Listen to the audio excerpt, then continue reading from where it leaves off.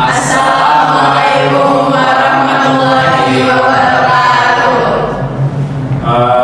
Sebelumnya, Ibu Fikri Amalia yang terhormat, izinkan kami dari kelompok 4 untuk mempresentasikan tentang materi yang sudah diberikan, yaitu monopolistik. Perkenalkan, sebelumnya nama saya Muhammad Gozir Robbani dengan NIM akhir 044. Perkenalkan, nama saya Muhammad Rifki Fawas dengan NIM akhir 048. Perkenalkan, nama saya Muhammad Farhan Nasiti dengan NIM akhir 0047. Saya Andrea Khaira Dias dengan NIM akhir 103. Saya Natasha Clara Jani dengan NIM akhir 006. Saya Andrea Yonita dengan NIM akhir 042. Saya Diana Cahaya dengan NIM akhir 005. Saya Ulan Fitra Nabila dengan NIM akhir 106. Oke, jadi itu dari kelompok kami untuk perkenalan dan awal pengumumannya. Langsung aja kita masuk ke presentasinya. Let's go. Cekidot. Cekidot. Baik, yang pertama saya akan menjelaskan tentang konsep pasar persaingan monopolistik. Pasar monopolistik adalah perpaduan antara pasar persaingan sempurna dengan pasar monopoli. Pasar monopolistik menggabungkan elemen kompetisi seperti dalam pasar persaingan sempurna dengan elemen eksklusivitas seperti dalam pasar monopoli. Jadi di sini contohnya kayak industri makanan, minuman, pakaian, dan kosmetik, di mana banyak produsen menawarkan produk serupa tetapi dengan ciri khasnya masing-masing. Selanjutnya, apa sih pasar monopolistik? Pasar monopolistik adalah jenis pasar di mana terdapat banyak penjual atau produsen yang menawarkan produk serupa tetapi memiliki perbedaan tertentu, seperti merek, kualitas, fitur, atau layanan. Nah, di sini contohnya seperti produk sampo. Jadi sampo itu fungsinya sama-sama untuk membersihkan rambut, tetapi setiap produk sampo yang dihasilkan masing-masing produsen memiliki ciri khas khusus. Contoh lainnya adalah toko kopi. Jadi Indonesia udah banyak banget toko kopi yang ada, kayak Starbucks, Kopi Janji Jiwa, Tuku, Tomorrow, Fore, dan masih banyak lagi. Nah, di situ mereka sama-sama menjual kopi, tetapi setiap kopi yang mereka buat mempunyai ciri khas masing-masing yang membuat para konsumen dapat membedakan antara produk kopi mereka dengan produk kopi yang lainnya. Oke, selanjutnya kita bakal membahas tentang ciri-ciri pasar persaingan monopolistik. Tenang aja, ini bakal dijelasin dengan bahasa yang gampang dipahami, supaya kalian juga bisa paham banget tentang jenis pasar yang satu ini. Jadi, pasar persaingan monopolistik punya 7 ciri-ciri. Yang pertama, banyak penjual di pasar. Di pasar persaingan monopolistik, ada banyak penjual atau produsen yang jual produk serupa. Tapi, yang menarik adalah nggak ada satu perusahaan pun yang bisa menguasai pasar sepenuhnya. Jadi, meski banyak produk sejenis, setiap penjual punya kesempatan yang sama untuk bersaing. Lanjut ke poin kedua, setiap produsen punya pelanggan sendiri. Artinya, tiap perusahaan punya pelanggan setia, karena produk mereka punya perbedaan kecil yang bikin orang lebih suka memilih produk mereka. Misalnya, ada orang yang lebih suka sabun A karena wanginya lebih enak. Sementara, ada juga orang yang lebih suka sabun B karena harganya lebih terjangkau. Jadi, meskipun produknya mirip, mereka tetap punya tempat di hati konsumen. Poin ketiga nih, mudah masuk dan keluar pasar. Di pasar ini, masuk dan keluar itu relatif mudah. Jadi, kalau ada orang yang lihat peluang bisnis yang menguntungkan, mereka bisa langsung mulai usaha. Begitu juga kalau suatu waktu bisnisnya ternyata nggak jalan, mereka juga bisa keluar tanpa hambatan besar. Selanjutnya, poin keempat, informasi pasar yang jelas. Di pasar persaingan monopolistik, baik pembeli maupun penjual punya informasi yang cukup jelas tentang harga, kualitas, dan keunggulan produk. Jadi, konsumen nggak bingung dalam memilih, karena mereka udah tahu apa yang mereka beli dan harga yang mereka bakal bayar. Poin kelima, produknya mirip tapi ada bedanya. Walaupun produk yang dijual itu mirip satu sama lain, tetap ada perbedaan kecil yang bikin tiap produknya punya ciri khas. Misalnya sabun, kopi, atau pakaian. Semuanya punya fungsinya masing-masing. Tapi ada yang lebih bagus dari segi desain, segi kemasan, atau merek. Itu sebabnya konsumen jadi punya preferensi masing-masing dan gak mudah pindah merek. Poin keenam, perusahaan bisa tentukan harga sendiri. Karena produknya beda-beda, tiap perusahaan bisa punya sedikit kekuatan untuk menentukan harga. Tapi, tentu saja nih, nggak bisa sembarangan. Masih ada pesaing lain yang jual produk serupa. Jadi, harga itu tetap harus bersaing. Selanjutnya poin terakhir, poin ke-7, persaingan promosi sangat aktif. Di pasar ini, persaingan gak cuma soal harga, tapi juga soal promosi. Jadi, banyak produsen yang berlomba-lomba bikin iklan, kasih diskon, atau tawaran layanan ekstra, biar produk mereka lebih menarik perhatian konsumen. Persaingan promosi ini tuh cukup ketat, karena semua perusahaan ingin menarik lebih banyak pelanggan. Kesimpulannya adalah, secara umum, pasar persaingan monopolistik itu pasar yang punya banyak penjual dengan produk yang mirip. Beda perbedaan kecil yang bikin produk mereka unik. Yang di sini tuh lebih fokus ke promosi dan kualitas produk. Jadi, kalau kalian pengen masuk pasar ini, pastikan dulu nih produk kalian punya ciri khas dan siap bersaing dalam hal promosi. Oke, kita akan masuk ke pembahasan yang selanjutnya, yaitu 3 asumsi yang mempengaruhi pasar persaingan monopolistik. Yang pertama, produk yang terdiferensiasi. Di pasar persaingan monopolistik, produk yang dijual oleh tiap perusahaan memang serupa, tapi setiap perusahaan membuat produknya terlihat beda dari yang lainnya. Jadi, walaupun produk-produk itu punya fungsi yang sama, mereka punya ciri khas yang unik, entah itu dari segi kualitas, kemasan, atau bahkan mereknya. Misalnya, kita ambil contoh sabun mandi. Semua sabun mandi kan fungsinya sama ya, itu buat mandi. Tapi ada sabun yang wangi banget, ada yang lembut di kulit, ada juga yang punya kemasan unik buat dijadiin hadiah. Jadi, konsumen bisa pilih sesuai selera mereka, dan tiap produsen mencoba menarik pelanggan dengan cara ini. Itulah yang dimaksud dengan produk yang terdiferensiasi dalam pasar ini. Yang kedua, banyak perusahaan yang terlibat. Lanjut ke poin kedua. Jadi di pasar ini ada banyak perusahaan yang bersaing jual produk serupa, tapi mereka tetap bisa sukses karena produknya punya ciri khas masing-masing. Bayangin deh, bisnis kopi misalnya. Ada banyak kafe yang jual kopi, tapi mereka punya ciri khasnya sendiri-sendiri. Ada kafe yang jual kopi murah, ada yang premium dengan tempat nyaman buat nongkrong, atau yang punya menu kopi dengan rasa unik seperti matcha latte. Nah, karena banyaknya pilihan ini nih, konsumen bisa pilih kafe yang sesuai dengan kebutuhan dan keinginan mereka. Di pasar persaingan monopolistik, karena jumlah perusahaan banyak, setiap perusahaan bisa punya pelanggan setia yang suka dengan produknya, meski ada banyak pesaing di luar sana. Nah, poin ketiga ini yang menarik nih.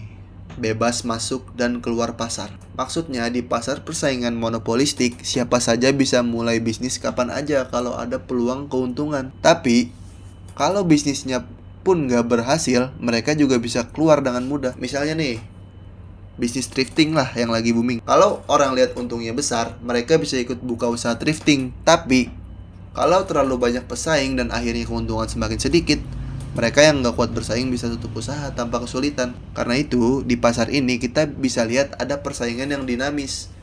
Jika ada peluang, orang akan masuk, tapi kalau persaingan terlalu ketat dan gak menguntungkan, mereka bisa keluar kapan aja.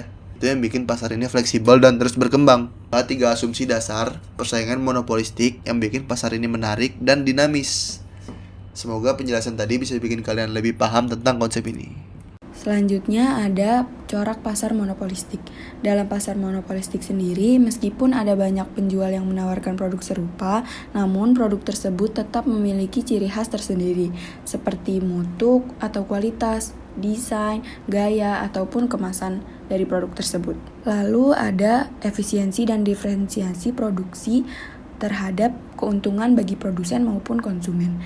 Keuntungan bagi produsen sendiri, dengan membuat produk yang unik atau berbeda, produsen bisa menciptakan hambatan bagi pesaing sehingga menarik lebih banyak konsumen. Contohnya itu seperti industri smartphone. Apple itu membuat iPhone dengan desain yang eksklusif dan sistem iOS yang berbeda dari Android, sehingga sulit ditiru oleh pesaing seperti Samsung ataupun Xiaomi. Nah, sedangkan keuntungan bagi konsumen sendiri itu, konsumen itu mendapatkan lebih banyak pilihan untuk produk dengan berbagai karakteristik. Contohnya kayak minuman kemasan aja. Kayak kan ada teh sosro, teh botol, teh pucuk, ataupun new green tea. Nah, itu terserah konsumen dia mau pilih yang mana, tergantung dia tertariknya sama yang mana. Di pasar monopolistik juga, persaingan bukan hanya soal harga, tetapi juga soal keunikan produk, iklan produk, ataupun promosi yang digencarkan. Namun, pada pasar persaingan monopolistik ini memberikan dorongan yang sangat terbatas dalam melakukan perbaikan teknologi dan inovasi, karena dalam jangka panjang perusahaan hanya mendapatkan keuntungan yang normal. Tapi ketika keuntungan yang melebihi normal dalam jangka pendek akan memicu perusahaan lain untuk masuk ke dalam pasar. Contohnya itu kayak bisnis kopi kekinian. Awalnya Starbucks itu kan sangat mendominasi, tapi lama-kelamaan muncul nih kopi-kopi lokal kayak kopi kenangan, janji jiwa, bahkan pun sekarang itu udah banyak kopi-kopi keliling yang ada di pinggir jalan. Nah, sisi positif dari adanya pasar monopolistik ini akan mendorong adanya distribusi pendapatan. Ketika banyaknya produsen, itu akan membuat pendapatan lebih merata karena keuntungan dibagi di antara banyaknya produk. Keseimbangan dalam jangka pendek, keuntungan maksimum. Nah, dari grafik di samping menunjukkan bahwa perusahaan bisa mendapatkan keuntungan maksimum jika harga jual P1 lebih besar dari biaya rata-rata atau AC. Nah, ini terjadi pada saat pendapatan marginal atau MR sama dengan biaya marginal atau MC. Jadi, bisa dibilang MR sama dengan MC dengan kuantitas produksi Q1. Prosesnya, pada grafik area P1, A, B, C menunjukkan keuntungan yang diperoleh perusahaan. Namun, kondisi ini tidak akan bertahan lama karena keuntungan pasar menarik perusahaan baru masuk ke dalam pasar. Akibatnya, pasar menjadi lebih kompetitif. Permintaan untuk setiap perusahaan berkurang menyebabkan harga dan keuntungan menurun. Analogi sederhananya seperti misalnya, keuntungan maksimum seperti restoran yang ramai pembeli. Ketika banyak orang yang melihat restoran tersebut sukses, mereka ingin membuka restoran serupa, sehingga persaingan meningkat dan keuntungan berkurang. Keseimbangan dalam jangka pendek, kerugian minimum. Bisa dilihat dari kurva di samping, menunjukkan bahwa perusahaan mendapatkan kerugian karena melakukan penjualan produk dengan harga sebesar P2 dan kuantitas sebesar Q2. Nah, ketika produsen tidak mampu menghasilkan keuntungan positif, solusi terbaiknya adalah mendapatkan kerugian yang minimum. Jika perusahaan mengalami kerugian, itu terjadi karena harga jual P2 lebih kecil dari biaya rata-rata atau AC. Namun, perusahaan tetap beroperasi selama harga masih menutupi biaya variabel atau AVC. Dan kerugian minimum terlihat di area P2, J, K, L. Prosesnya, jika perusahaan terus merugi, beberapa perusahaan mungkin akan keluar dari pasar. Nah, akibatnya jumlah produsen akan berkurang sehingga permintaan untuk produsen yang tersisa meningkat. Hal ini dapat membuat keuntungan mulai meningkat kembali bagi produsen yang masih bertahan. Analogi sederhana misalnya kerugian minimum seperti toko kecil yang tetap buka meskipun pendapatan hanya cukup untuk menutupi biaya operasional. Jika terlalu lama merugi, toko akhirnya akan tutup, sehingga memberi peluang lebih banyak bagi toko-toko lain yang masih bertahan.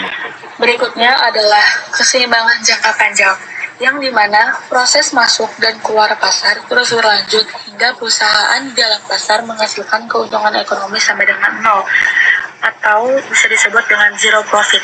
Zero profit terjadi apabila P sama dengan AC atau price sama dengan average cost.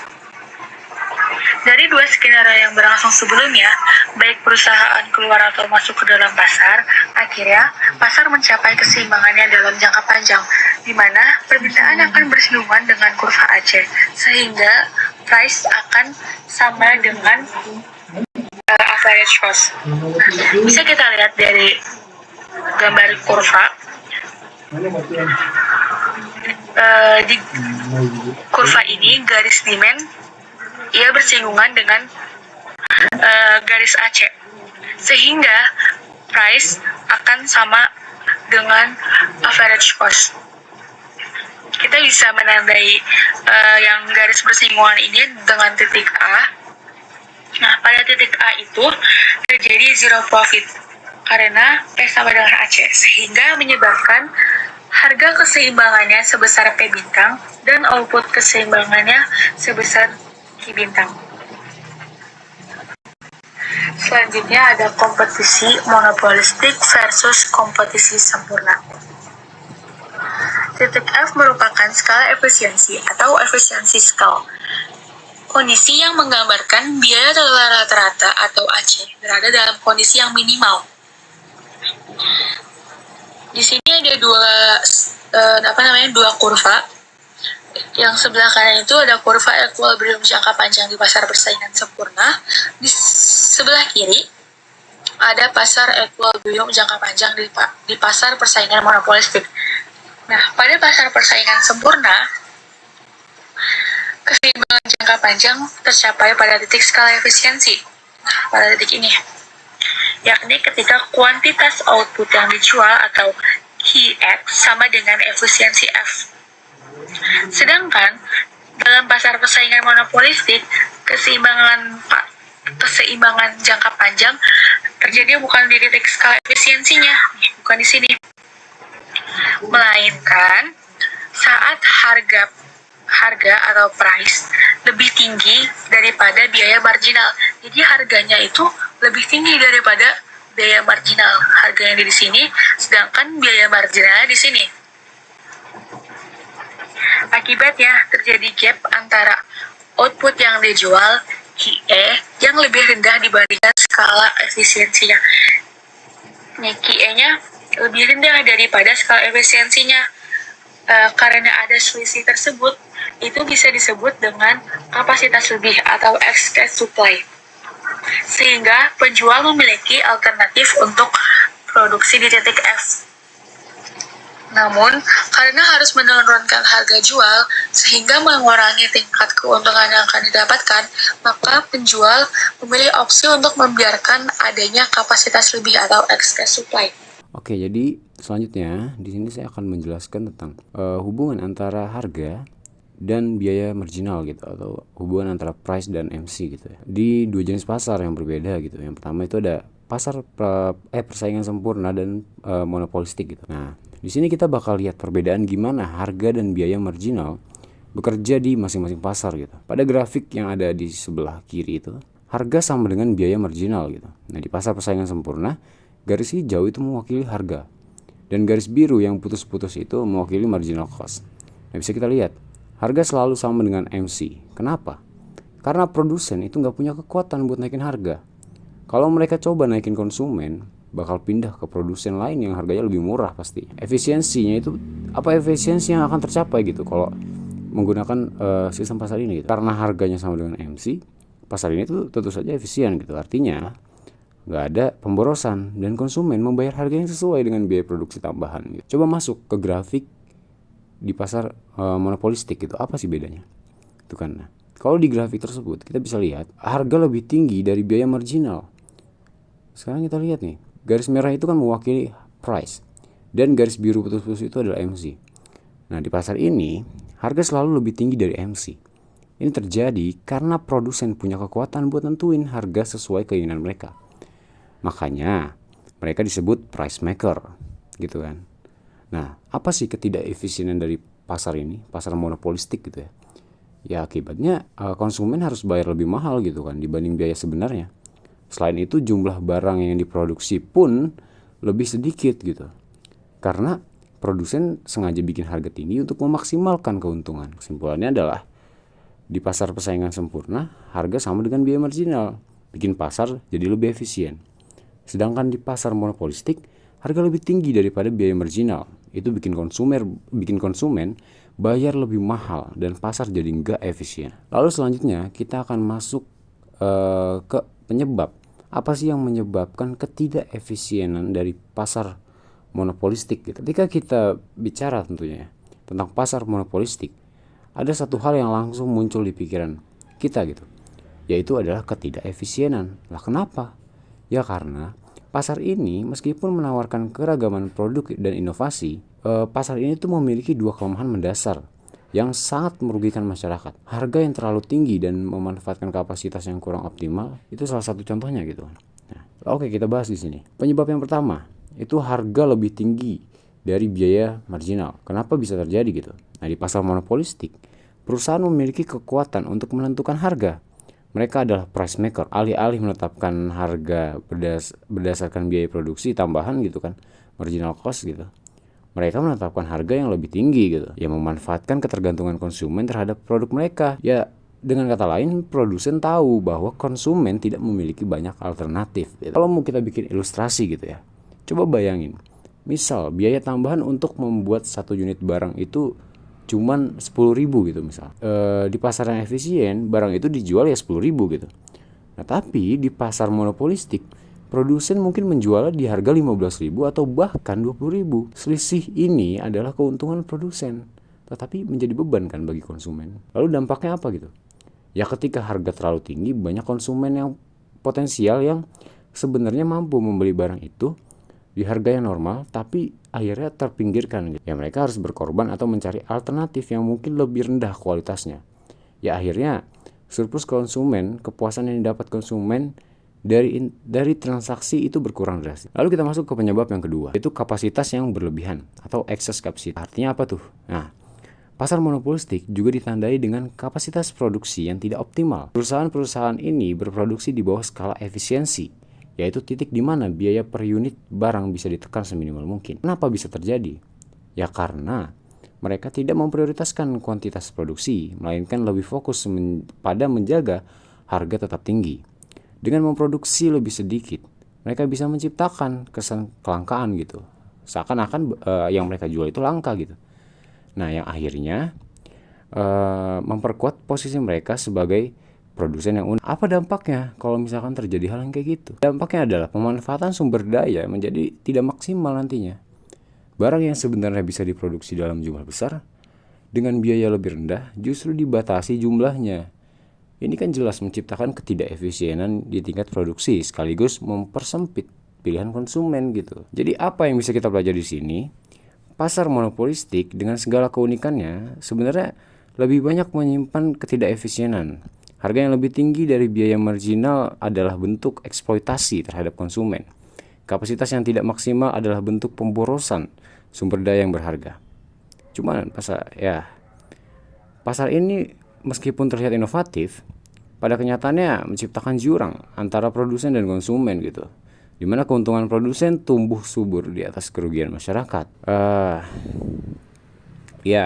Kalau misalkan mau kita renungkan gitu ya, bagaimana kita sebagai masyarakat atau pemerintah bisa meminimalkan gitu dampak ketidakefisienan ini gitu. Apakah intervensi perlu dilakukan atau cukup dengan edukasi pasar? Ya, teman-teman bisa simpulkan itu sendiri. Penentuan permintaan. Aspek monopoli terdiri dari keseimbangan persaingan monopolistik dalam jangka pendek dengan kurva permintaan demand 1 dan kurva biaya marginal atau marginal revenue 1, maka output optimumnya sebesar quantity 1. Sehingga pada titik ini akan diperoleh potongan antara marginal revenue 1 sama dengan marginal cost 1. Sehingga tingkat keuntungannya akan sebesar P1 dikurang L dikurang M dikurang AC1. P itu price, L itu labor, M itu money, dan AC1 itu average cost 1. Keuntungan ini mungkin sebagai hasil pengenalan suatu produk baru karena permintaannya tinggi. Seiring dengan waktu, persaingan akan terangsang dengan adanya laba monopoli dalam jangka pendek, sehingga banyak perusahaan baru yang masuk ke dalam pasar.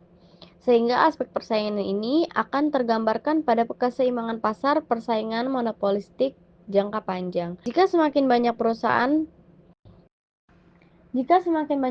yang masuk ke pasar dan menawarkan barang substitusi yang sangat dekat tetapi tidak sempurna, maka market share akan menurun. Ini berarti permintaannya akan bergeser dari demand 1 ke demand 2.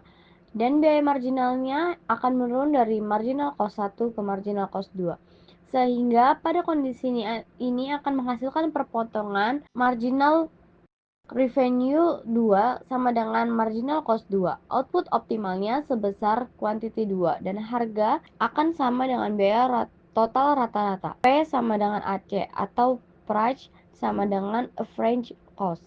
Maka laba ekonomisnya menjadi 0. Kemudian, jika semakin banyak perusahaan yang masuk ke pasar dan menawarkan barang substitusi yang persis sama atau sama persis, tidak hanya mendekati sama, maka kurva permintaannya akan berubah dari demand 2 ke demand 3. Mendekati kondisi pasar persaingan sempurna, output optimumnya akan sebesar quantity 3. Kemudian ada pendapat yang pro atas iklan. Yang pertama, pengiklanan membantu konsumen untuk membuat keputusan yang lebih baik di dalam menentukan jenis barang yang akan dibelinya. Yang kedua, iklan akan menggalakkan kegiatan memperbaiki mutu suatu barang. Yang ketiga, iklan membantu membiayai perusahaan komunikasi massa seperti radio, televisi, surat kabar, dan majalah. Yang keempat, iklan menaikkan kesempatan kerja. Selain pendapat pro, iklan juga memiliki pendapat kontra, seperti promosi secara iklan adalah suatu penghamburan. Lalu, iklan tidak selalu memberi informasi yang betul. Ada yang berpendapat juga iklan bukanlah suatu cara yang efektif untuk menambah jumlah pekerjaan dalam perekonomian. Yang terakhir, ada yang berpendapat bahwa iklan dapat menjadi penghambat kepada perusahaan. Selanjutnya, kelebihan dan kekurangan. Nah, banyak produsen di pasar memberikan keuntungan bagi konsumen karena dapat memilih produk yang terbaik baginya. Lalu, kebebasan keluar masuk bagi produsen mendorong produsen untuk selalu melakukan inovasi dalam menghasilkan produknya. Diferensiasi produk mendorong konsumen untuk selektif dalam menentukan produk yang akan dibelinya dan dapat membuat konsumen loyal terhadap produk yang dipilihnya. Lalu yang terakhir, pasar ini relatif mudah dijumpai oleh konsumen karena sebagian besar kebutuhan sehari-hari tersedia dalam pasar monopolistik.